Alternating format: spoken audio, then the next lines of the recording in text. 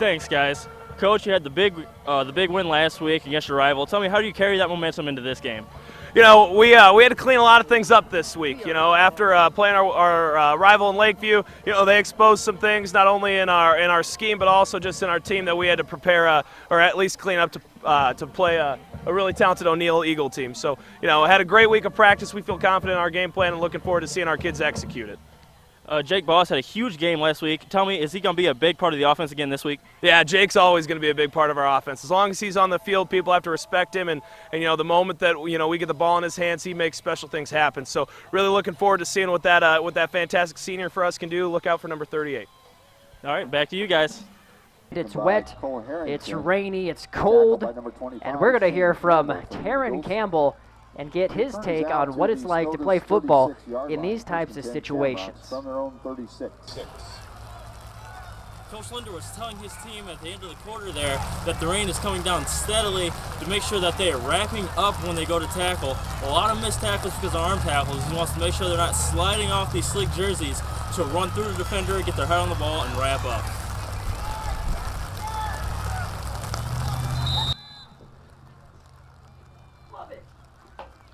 Thank you, Taryn, down on the sideline, and he's got to be getting cold out there on the side. We're a little privileged in a big fumble there. You're going to find out shortly, because head coach Tyler Linder has been rounded up by Taryn Campbell, our sideline reporter, as well as our player of the game. So suspension's been killing you, but you're going to find out who it is right now. Taryn Campbell. Coach, another huge win for you tonight. You guys just came out from the gig-out, looked like you wanted it more. You know, we came out, we executed a really good game plan. I think our defense played lights out, you know, in the first half, you know, going in the halftime, I felt really good about our defense. And Coach Pellin put together a great offensive plan. So, you know, our boys, you know, trusted in the system, and they came out and they executed at a high level. So, you know, my hat goes off to the O'Neill team. They're a very good team, you know, playoff team. So, you know, they're a great opponent. But, you know, our guys came out and performed really well. You got to tip our hat to our kids. 2 big games, 2 huge wins. Are you thinking this team's starting to look poised for a run? Yeah, you know, we've got aspirations to go deep, but, you know, we've got to take it week by week and prepare for each opponent. You know, if we have a pretty good memory of what happened last year. We overlooked a Kearney Catholic team, and that cost us. So, you know, our boys are going to be really focused to take on Ashland this week. Thank you, Coach. Now we go to our player of the game, Bailey Pelster. Bailey, you had a huge day on the ground today. What can you attribute that success to? Honestly, our offensive line. I mean, we all work hard every day in practice, and everyone has the same goal, and we just want to win state. There you go. You said it. You want to win state. Tell me, what do you guys need to do to keep this thing going? We just need to stay together as a team and just keep working hard towards our goal, and eventually we'll get there. Does playing in the playoffs add any pressure to you guys, knowing that each game might be your last? I mean, we've been here before, and we practice like we want to win, so It's just another game to us. Thank you, Bailey. Good game tonight. Back to you guys in the booth. St. Francis got off to a slow start, but rolled to an easy victory over Osceola, 52-14. After scoring only 14 points in the first quarter, the Flyers capitalized on some Osceola mistakes late in the first half and scored 24 points in the second quarter to take a 38-0 lead into halftime. With a minute and 33 seconds left in the first half, quarterback Damian Baumgart threw a short pass out to senior tight end John Korth, who took it 47 yards to the end zone to give the Flyers a 30-0 lead. The very next play from scrimmage for Osceola, a pass out to the flat from Luke Erickson, was tipped up into the air by running back Riley Gerard. The ball found its way into the hands of Colton Angle, and he took it 15 yards to the house for the pick six. For the second week in a row, the St. Francis defense did not give up any points until the fourth quarter. St. Francis head coach Eric Kessler is looking forward to the challenge of playing such a respected coach and program next week when Doug Goltz and Sacred Heart Irish come to town. I know they will be well coached. Coach Goltz is a Hall of Fame type coach, and I know they'll have talent. But I honestly don't know anything about them. We haven't looked ahead, but it'll be fun to prepare for them, and we've had some good battles with them over the years. I think they get to come here, so that'll be fun too. They've never been here, so we'll get a good game plan and be ready to go next week. Falls City will be entering the game against St. Francis, coming off a hard-fought 34-26 win against Randolph. In Humphrey, for News Channel Nebraska, I'm Taryn Campbell. In what many thought would be a close game, the Flyers came out and took care of business against the Irish for a 46-14 victory. After a scoreless first quarter, the Flyers' Damian Baumgart ran in a touchdown from 10 yards out to give St. Francis an 8-0 lead. Sacred Heart would answer right back with a 58-yard touchdown pass from Bailey Witt to Henry Arnold, but Sacred Heart would be stopped on a 2-point conversion attempt to make the score 8-6.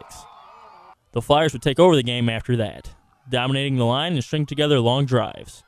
St. Francis would go on to score 30 unanswered points to make the score 38-6 with less than 6 minutes left in the fourth quarter. St. Francis head coach Eric Kessler has been placing a great deal of emphasis on making sure his players stay focused throughout the playoffs. It's a little bit of a challenge. Our girls making it to the state volleyball tournament, which was really exciting, but that adds a little bit more excitement and challenge to it.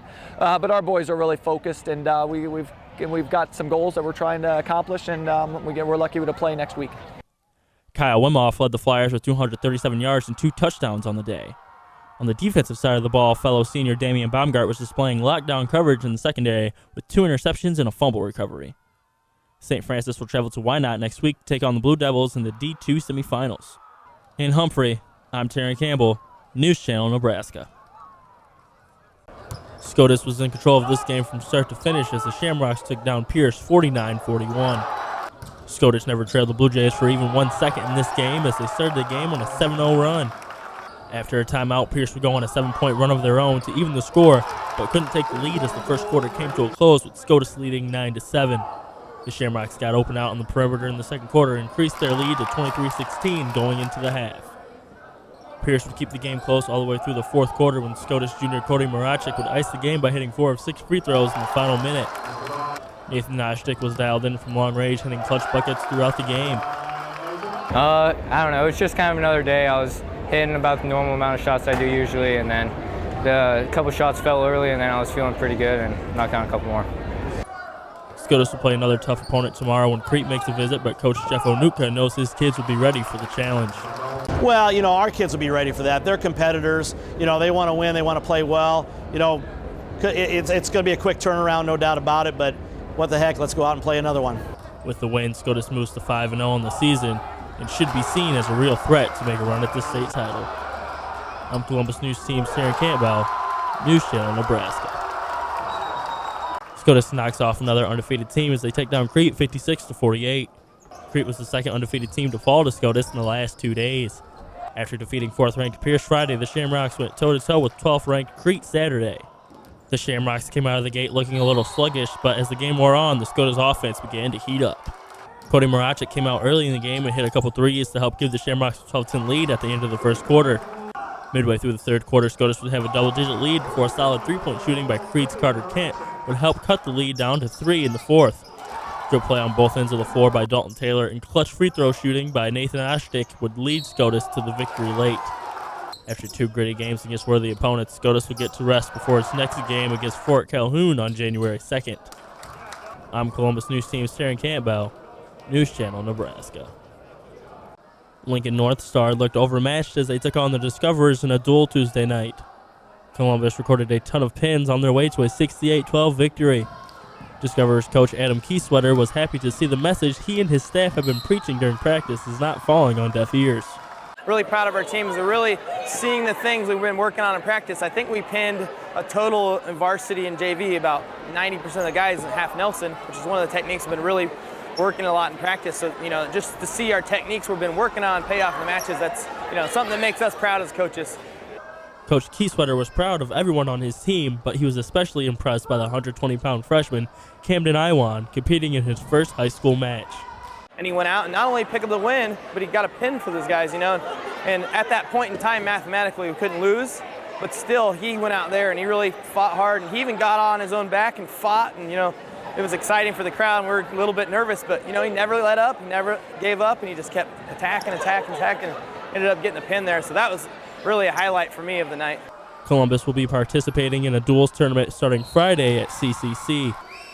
I'm Columbus News Team's Taryn Campbell, News Channel, Nebraska.